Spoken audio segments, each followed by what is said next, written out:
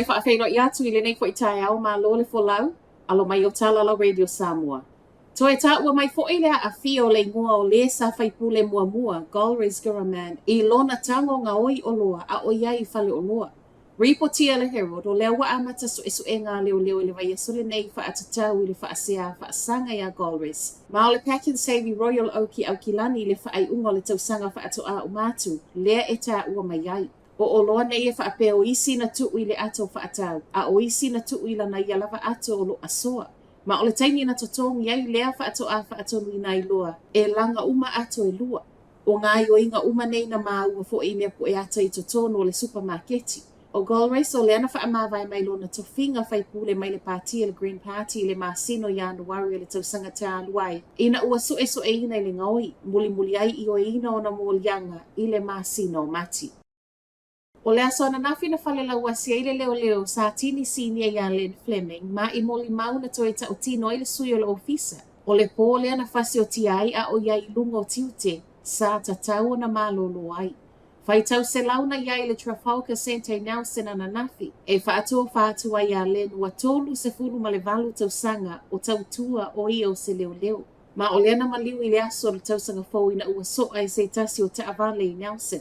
O le komesina o leoleo Richard Chambers, o ia lea na whai masui al matanga luenga mana saunoa sa tatau na malolo I lea po peitai na mana o lava e fesoa soani I lana au whai ngā luenga. O le maliu whaafua se iai fo I o Lyn, o le urua I tina leoleo lea ua fasi o tia I lunga o le ngā luenga ua whaamawina I totonua New Zealand. O loo iai se tūlanga whesilingia mu o loo whaawa upea o na tāua mai I le tele o vaenga o le atunu. Lua mu I le North Island o le Masalomia le mafuaaga na amatai.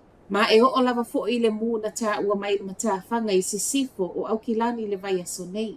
O le isi mu I rangi TK o le ua mawhai o na tāu fiofi le sosolo peitai wa mau ai le lata I le tasi eka o tō ngā paina.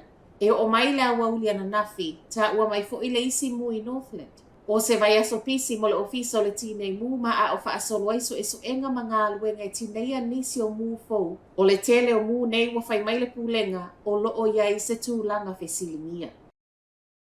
Wa Faatalosaga ina le tataua na whai o ni vest whaapea alam se puipuia mai ai tausimai mai le tatui to low a o whai a ngā luenga. O le aso lua valu o te sema le ana tau fia I le mai le tausimai na tatui a o iai lunga o ngā luenga I rotorua. Ma o io se tasenga lue le te Faatalosaga Lakes Acute Mental Health. O sa waima le Faatalosaga le New Zealand Nurses Organisation, wa tataua na whai stat-proof vest whaapea alarms, ma o le afo I walangona le whewhewhe o tausimai ma popole I lo lātou saunga le mu. O le mata upule nei na tula I mai rotorua, wa whaamawaya I lava ma le tamaita I tausimai mai lana ngā luenga, wa silia ma le lua se fulu tausanga o ngā lue ai. O ofo e puipuia mai ai tausimai a o alarms ia waweai ona I loa taimi wa moomia ai le isi le fesoa soani. O le Faatalosaga wa Folasia, wa sa wai le mai a Faatalosaga ina fo I le Ambulance Association o stat-proof vest I le masino o ke topa, mō tangata whai ngā luenga uma. Whai watu I talo le TikToker Amerika, e le o mana o le peresitene filifili o Amerika Donald Trump e motu sia le TikTok ma Amerika. Whaamauninga nei mai se tasi o faufautua Trump, le ana whaamaunia mai ana nafi, e whaatu mau pele TikTok I Amerika pe a iai se maalienga tala whiangai.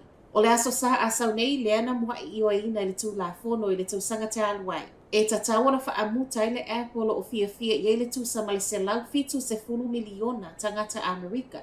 Pei tae watu e whesilingia nei le tau nuu, ma le tau nuu. O Trump o se tasi o lea lava na whina umalosi whaatu mau le TikTok. Ma e le o mautino mai le atoanga, po le ale whainga whaalitu la whono lo o tau mawhai I ai le peresitene filifilia, e mawhai ai o na tau fia le whaatau nuuina o le sao lo o iai. Ma o lea fo ia mua aloa ia I le aso sa, ai whaatoa aloa ia I le aso ngafua, le amata lia o lana paia inga. O Talafonalo Radio Samoa, manuia tele le nei tai au.